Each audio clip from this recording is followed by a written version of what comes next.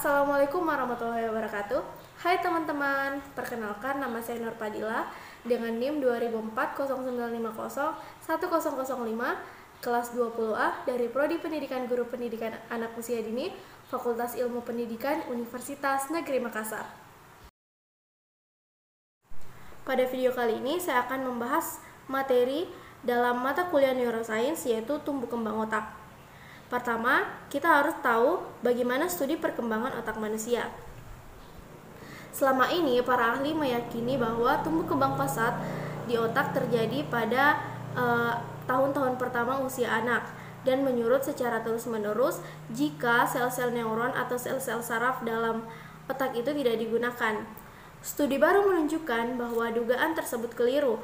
Hingga usia dewasa awal 19-40 tahun, kematangan otak manusia baru tercapai, terutama pada bagian korteks prefrontal yang berfungsi sebagai pusat perencanaan atau planning, mencari jalan keluar atau problem solving, nalar, emosi, gerakan, dan sebagai pusat bicara manusia. Perkembangan otak sudah terjadi pada manusia sejak dalam kandungan. Jadi pada video kali ini pula saya akan membahas mengenai tahapan dalam tumbuh kembang otak. Adapun beberapa tahapan yang terjadi dalam tumbuh kembang otak, yang pertama yaitu pada tahap dalam kandungan. Kemudian yang kedua adalah pada tahap setelah kelahiran. Yang ketiga adalah pada tahap anak-anak hingga remaja, dan juga yang keempat adalah pada tahap dewasa hingga menuju lansia. Sebelum mengetahui lebih lanjut tentang tumbuh kembang otak, ada beberapa asumsi dalam perkembangan otak. Dalam hal perkembangan otak manusia, ada sejumlah hal-hal yang terjadi sebagai tahapan perkembangan otak, sebagaimana disebutkan oleh Anissa 2020, antara lain: pertama, pada saat lahir, ukuran otak anak sebesar 25% ukuran dewasa. Pada usia 18 bulan mencapai 50% ukuran dewasa. Pada usia 6 tahun mencapai 90% dan pada usia 12 tahun sudah mencapai ukuran penuh, yakni 100% ukuran otak dewasa. Yang kedua, pertumbuhan intelektual otak sejak lahir sampai usia 4 tahun sebesar 50%, dari usia 4-8 tahun sebesar 30%, dan dari usia 8 tahun sampai 18 tahun semakin berkurang menjadi sebesar 20%. Yang ketiga, tidak lama setelah kelahiran, otak bayi menghasilkan bertriliun-triliun sambungan antar neuron atau sel saraf yang banyaknya melebihi kebutuhan. Selanjutnya, otak akan memusnahkan sambungan sinapsis yang jarang digunakan atau tidak pernah digunakan. Yang keempat, lonjakan terbesar perkembangan otak mulai berakhir pada usia kira-kira 10 tahun. Pada akhir masa remaja, kira-kira usia 18 tahun, kelenturan otak menurun, tapi dayanya bertambah. Yang kelima, salah satu hukum kerja otak adalah use it or lose it. Jadi, semakin pengalaman positif yang anak dapatkan, otaknya akan semakin kaya, yang akhirnya anak akan semakin cerdas. Perkembangan otak dalam kandungan. Menurut Anissa 2020, selama masa kandungan, tubuh akan disibukkan dengan perkembangan otak sebagai bekal untuk mempersiapkan kehidupan setelah kelahiran. Perkembangan otak dimulai sejak minggu ketiga kehamilan, yang ditandai dengan pembedaan sel-sel progenitor saraf. Setelah itu, fase penting selanjutnya dalam perkembangan otak adalah terbentuknya struktur saraf yang pertama yang ajak, yakni tabung saraf. Tahapan tersebut kemudian dilanjutkan dengan produksi miliaran neuron dalam otak yang sebagian besar diproduksi pada pertengahan kehamilan. Neuron-neuron yang diproduksi kemudian akan bermigrasi ke dalam bagian lain dalam sistem saraf. Tahapan perkembangan otak dalam kandungan atau saat janin dibagi menjadi 3 tahap, yakni transmitter awal, transmitter kedua, dan transmitter terakhir atau transmitter ketiga. Pada perkembangan transmitter pertama, perkembangan otak janin pada fase ini dimulai sejak 16 hari setelah pembuahan. Lempengan saraf yang menjadi dasar otak dan sumsum tulang mulai terbentuk. Pada usia kehamilan 6-7 minggu, tabung saraf yang menutup terbentuk menjadi 3 bagian otak, yaitu otak depan, otak tengah, dan otak belakang. Perkembangan transmitter kedua. Pada transmitter ini, bayi mulai belajar pernapasan. Ini ditandai dengan kontraksi pada diafragma dan otot dada. Pertumbuhan mielin yang menyelubungi saraf juga terjadi pada masa ini. Adanya mielin membantu mempercepat komunikasi antar sel saraf. Pertumbuhan mielin akan terus terjadi hingga buah hati berusia 1 tahun. Sistem saraf mulai berkembang di akhir trimester kedua. Pada usia ini, perkembangan batang otak yang mengatur pernapasan, tekanan darah, dan denyut jantung juga semakin matang.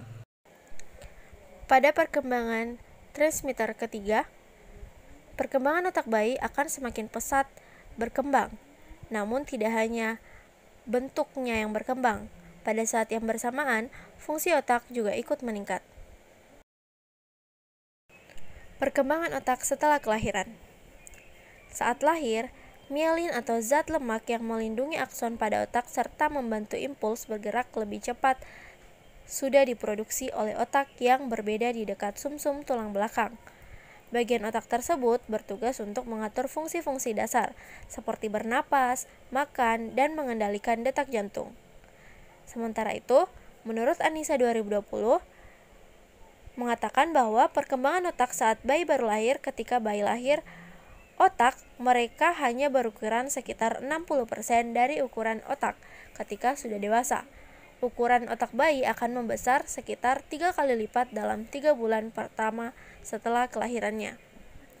Pada saat kelahiran, satu-satunya mielin yakni zat berlemak yang mengisolasi akson otak untuk membantu sinyal bergerak lebih cepat, berada di dekat sumsum tulang belakang. Area otak ini bertanggung jawab atas fungsi-fungsi dasar seperti makan, bernafas, dan mengendalikan detak jantung. Selanjutnya, menurut Handayani 2020, ia mengatakan bahwa bagian-bagian utama otak bayi baru lahir sebenarnya sudah lengkap terbentuk. Kemudian otak bayi akan segera mengalami proses pematangan yang perlu ditunjang dengan pemenuhan zat-zat gizi yang tepat. Berikut beberapa hal penting yang terjadi pada otak bayi baru lahir dan perkembangannya. Yang pertama, otak bayi akan sangat aktif.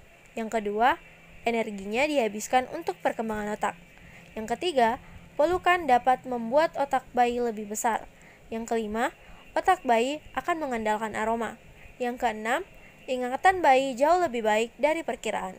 Yang ketujuh, otak bayi memperhatikan segala sesuatu. Perkembangan otak balita dan remaja. Pada masa ini, otak anak sudah mencapai sekitar 80% dari ukuran orang dewasa dalam hal volume dan sel-sel otak. Pada tahap ini, otak bayi 3 tahun memiliki sinapsis, atau titik temu antara terminal akson dengan neuron lain, yakni 20% lebih banyak ketimbang orang dewasa. Memasuki usia 3 tahun, ukuran otak manusia membesar menjadi 80% dari ukuran otak utuh saat dewasa. Pada usia ini, otak sebenarnya memiliki lebih dari 200% sinaps. Sementara pada masa remaja, ukuran dan berat otak remaja tidak berbeda jauh dengan orang dewasa, tapi belum sepenuhnya berkembang matang. Pada usia ini, mielin yang sudah dihasilkan ketika bayi dilahirkan memiliki rangkaian yang lebih kompleks. Rangkaian akhir mielin tersebut berada di bagian lobus frontal, tepatnya di belakang dahi. Mielin berfungsi untuk mengambil keputusan, mengontrol impuls, dan empati. Namun fungsi tersebut belum begitu mantap layaknya orang dewasa. Oleh karena itu, remaja sering mengalami galau atau emosi yang labil. Menurut Evelyn 2017, tubuh manusia berhenti tumbuh setelah masa puber selesai, yaitu umur 18 tahun. Namun tidak demikian dengan perkembangan otak. Ternyata saat kita dewasa pun otak akan terus berkembang, hingga pada suatu titik ia akan berhenti berkembang. Sebenarnya masih timbul beberapa perdebatan untuk menjawab pada usia berapa anak akan berhenti berkembang. Awalnya, beberapa literatur berasumsi otak akan berhenti berkembang saat Anda berusia belasan tahun. Karena itulah, banyak orang yang berasumsi bahwa otak seseorang telah selesai berkembang saat bagian tubuh yang lain pun berhenti berkembang, yaitu pada usia 18 tahun.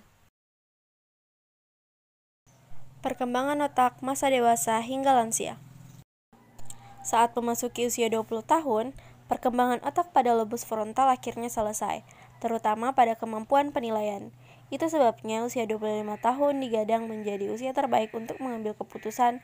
Namun demikian, perkembangan otak akan mulai menurun dan secara perlahan di rentang usia ini, tubuh akan dengan sendirinya akan membentuk sekaligus menghilangkan sel saraf dan sel otak.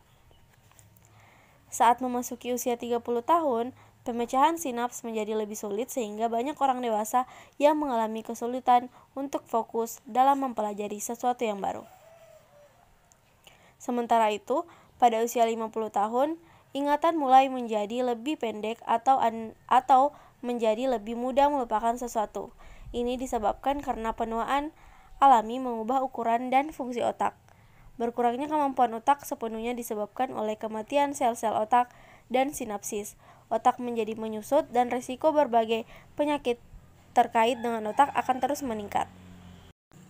Menurut Evelyn 2017, seiring dengan bertambahnya usia, beberapa fungsi kognitif otak seperti kecepatan berpikir dan ingatan juga mengalami perlambatan. Hal ini didukung oleh seorang ahli neuroscience dari University College London, Sarah Jenny Blackmore, yang mengatakan bahwa bagian prenatal cortex adalah bagian dari otak yang membutuhkan waktu paling lama untuk berkembang. Itulah tadi materi yang sempat saya bawakan mengenai tumbuh kembang otak. Semoga teman-teman dapat mengerti dan dapat memahami bagaimana tumbuh kembang otak pada manusia, baik itu mulai dari janin hingga menuju lansia. Terima kasih. Wassalamualaikum warahmatullahi wabarakatuh.